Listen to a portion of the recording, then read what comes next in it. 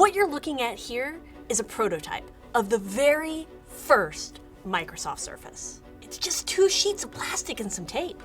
Humble as it seems, this would evolve into the device that would create a revolution in computer design. Kind of.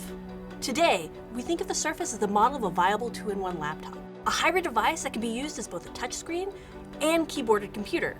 And it's not the only one. Lenovo, Dell, and HP all make hybrid 2-in-1 devices. But as good as you think these 2-in-1s are, they still have some problems. The idea is that this device should be as powerful as a full-size laptop, as thin and portable as a tablet, and something that switches between the two seamlessly. The design mandates of the 2-in-1 are a tall order. This computer seems impossible.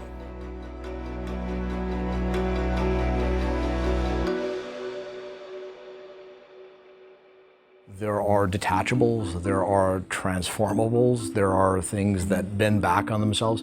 They all had, I'll call it good attributes, but there are always an Achilles heel to it. That's STACY WOLFF, the lead designer for everything Hewlett-Packard makes that a regular consumer, like you or I, would buy in a store. But as well as he knows them, he's still trying to figure out the 2-in-1 like everyone else.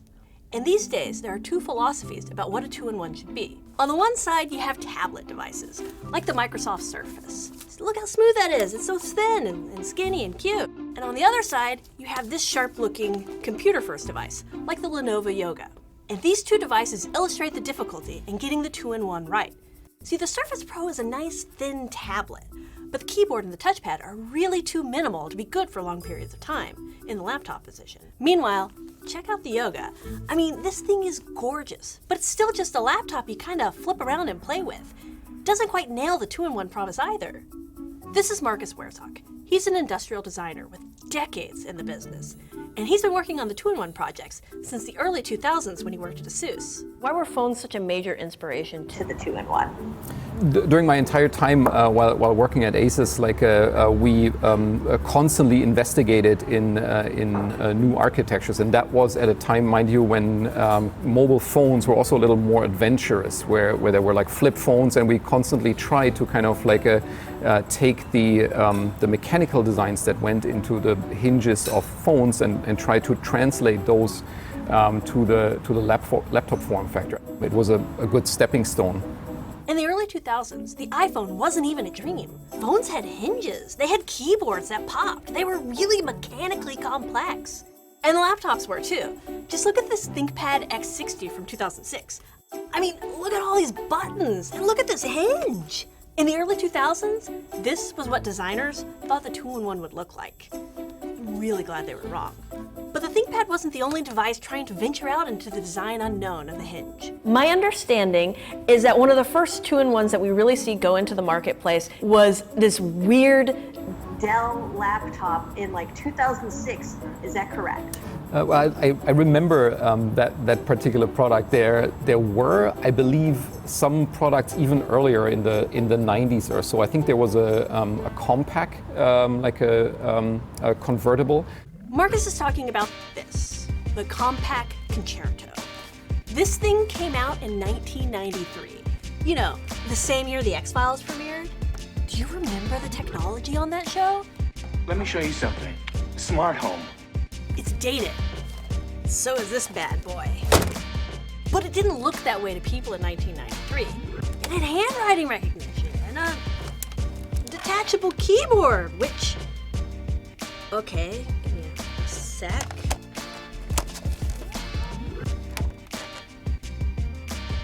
Okay, this thing is crap. And in 1993, people didn't care about it. It sold so poorly, COMPAQ discontinued it in 1994. But what went wrong? Besides the obvious.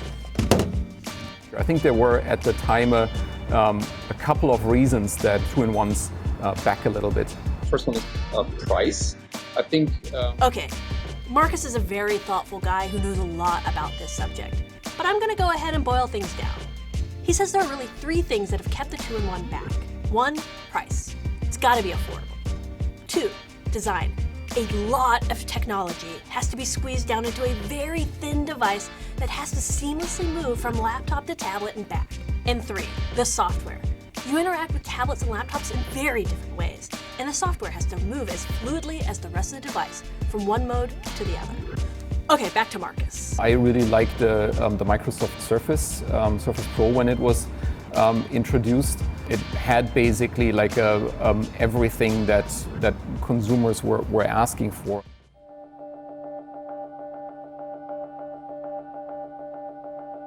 Piece by piece, the idea revealed itself to us. This is Ralph Groen and Andrew Hill, the lead masterminds behind the Microsoft Surface. So the idea of a two-in-one, we never really thought about it in these terms. We designed a bunch of tablets, but then at the end of the day, they were tablets. And we all felt it was not enough, because, if you make a tablet, you create, back in the day, it was more like a consumption device, but it was really hard to go and type on these devices. And then someone created, put a kickstand on this tablet, and it stood up. And then I think right after we put a cover on, and then we invented this idea of having a keyboard cover, right? So this was the model we made after we made all these beautiful looking tablets, and we said, hey, let's do this. And it kind of performs exactly what a Surface does still today, Surface Pro. Okay, maybe the prototype's hinge isn't the exact same as what you see today, but it is, without a doubt, one of the most crucial design elements of not just the Surface, but of all two-in-ones. The hinge is the point of transition for the two-in-one. It's where we move from laptop to tablet and back. Basically, it's what makes a device a two-in-one. While a functioning and quality hinge was unprecedented before the Surface, designing one came with its complications. We want to make an awesome hinge. Like trying to decompose like what awesome means, like that's actually a hard conversation, right? Because everybody in their mind's eye has their own individual view of what that is. Getting those ideas exposed into artifacts onto a table where you can have a conversation that says like, no, the motion should look like this. This is one of the early Surfaces, and its hinge sucks. It just moves from this to this. That's not good. You remember the first Surface tablet we designed? It had a kickstand, but it only had one position. We always wanted to have this multiple, like fluent motion, but it was super hard to engineer. So it took a little while.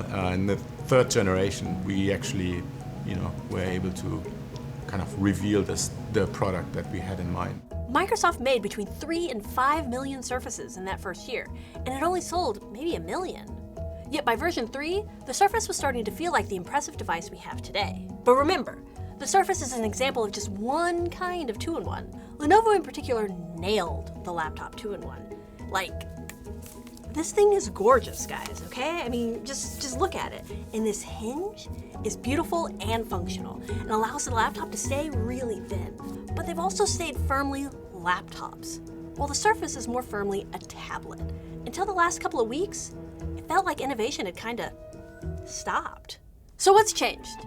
For me, 2 new products are really exciting and pushing the boundaries of two-in-one design: the HP Spectre Folio and the Google Pixel Slate.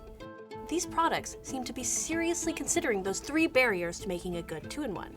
Remember what Marcus said earlier: 1, price; 2, design; 3, software.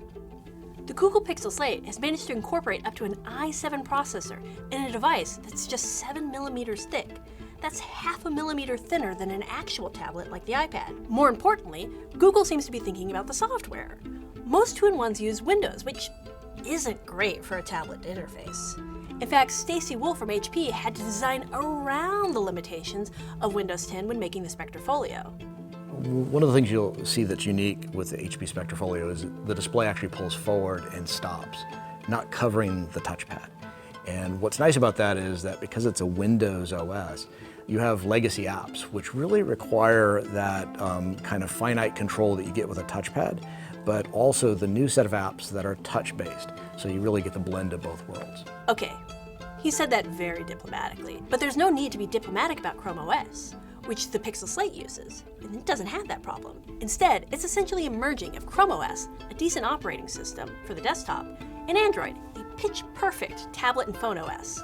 The Pixel Slate moves between the 2 user interfaces, which could make it a lot more natural to use as either desktop or tablet. HP Spectre Folio doesn't have that luxury, but what it does have is a really clever second hinge that allows it to move from a perfectly stable computer you can use on your lap The large tablet you can use for movies or reading. They're also pretty affordable devices, with the Pixel Slate starting at $600 and the Spectre Folio starting at $1,300. Price, design, software. But we haven't actually used either device, and the Google one still relies on Microsoft's lap-unfriendly design, while the HP one is saddled with a touch-unfriendly Windows 10. So we're closer, but it still feels like that dream machine is impossible. There are problems that still need to be solved. I, for one, can't wait to see those solutions. Microsoft is rumored to be preparing for a massive rehaul of the Surface next year, and maybe we'll have another magical hinge. And maybe Microsoft will finally make Windows more touch appropriate. Or it could be Google that figures it out. Feels like it's actually really, really close. Or maybe it's just a guy like HP's STACY who really knows laptops and wants to do something wild, like make one out of leather. The 2-in-1 still seems impossible, but also somehow we're the closest we've ever been to that perfect device.